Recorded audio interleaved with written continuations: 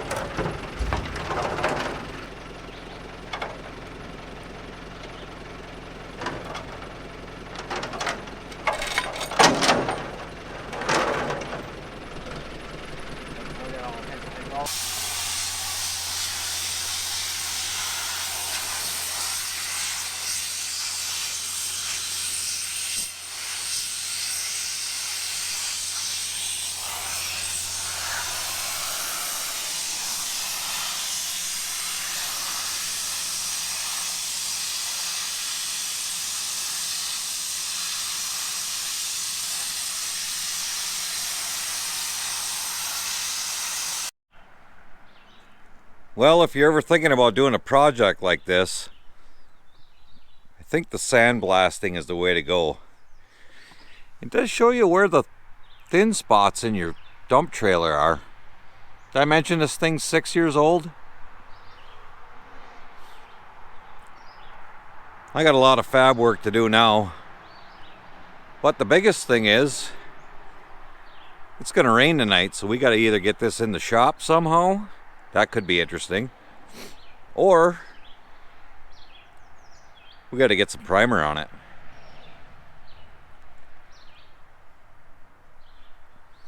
We kind of ran out of money to get everything done here on the frame, but good guy cut us a good deal on it. He got 80% of what needs to be done here, so the trailer frame, obviously no big deal. We can back that into the tractor shed or into the garage at the house, anywhere, to keep that out of the weather. But this box, I don't know. Dump trailer fabrication 101. It's a big job. So basically what we're doing here is just taking some new sheet metal and patching up holes. And there was plenty of them to patch up. Going good so far. We did manage to get it in here with the Kubota. Did a little mathematicals in my head and figured out, the Kubota should lift it. Come to find out, these car dollies work really good for an upside down dump trailer. Put them on there underneath and roll the thing around the shop. So basically I got all the patching done. I got a couple little pieces in between the hinges here that I got to weld in yet. And then the only thing left before we can actually get some primer on this thing is these sides need to be addressed. I do have a plan for those. I got a couple pieces of metal cut out, just a matter of cutting some old stuff out and getting them welded in there. Then we can get this thing sealed and primered and hopefully out of my shop here pretty quick.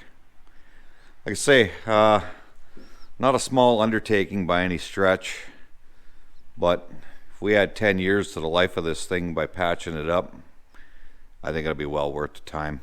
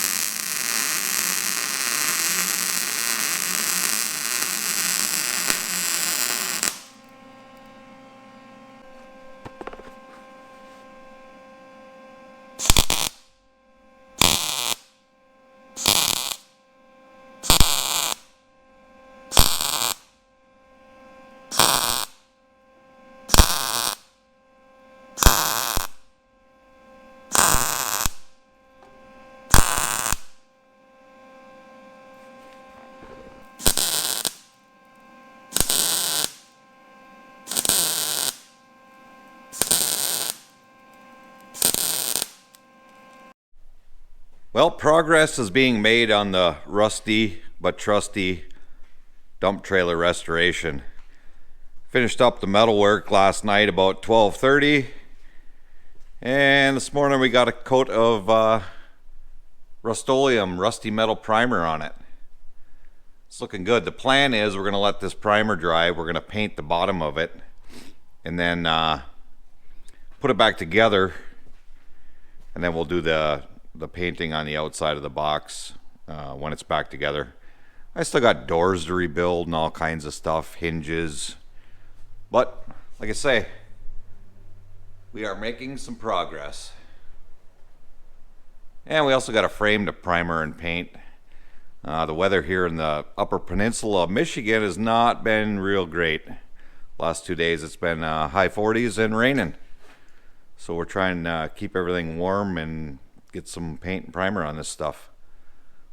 We'll keep you updated on the progress.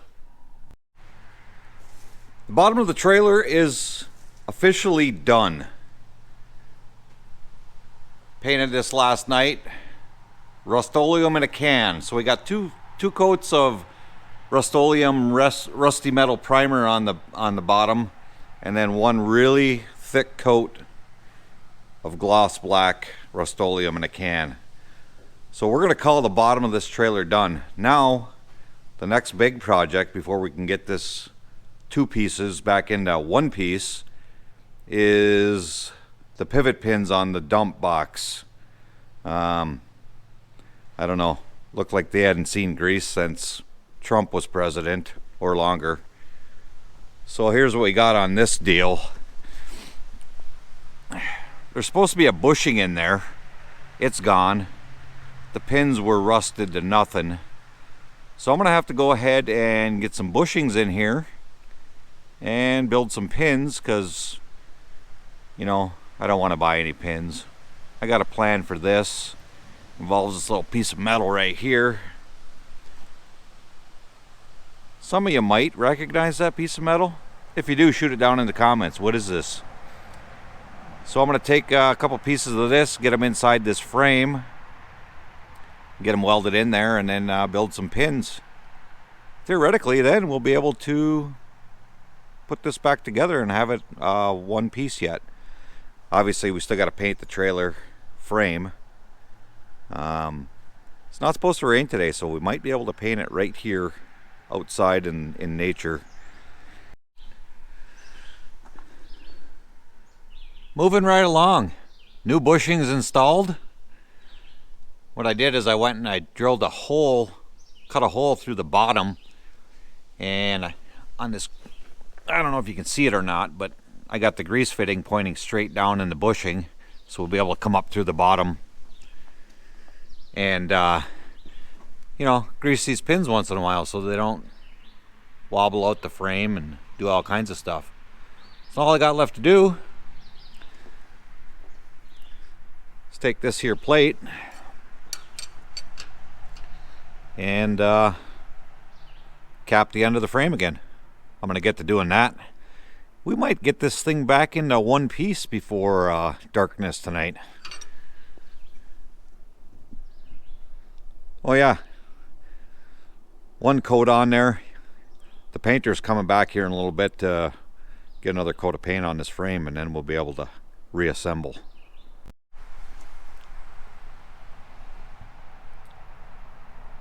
Bushings installed, ends capped, like it never even happened.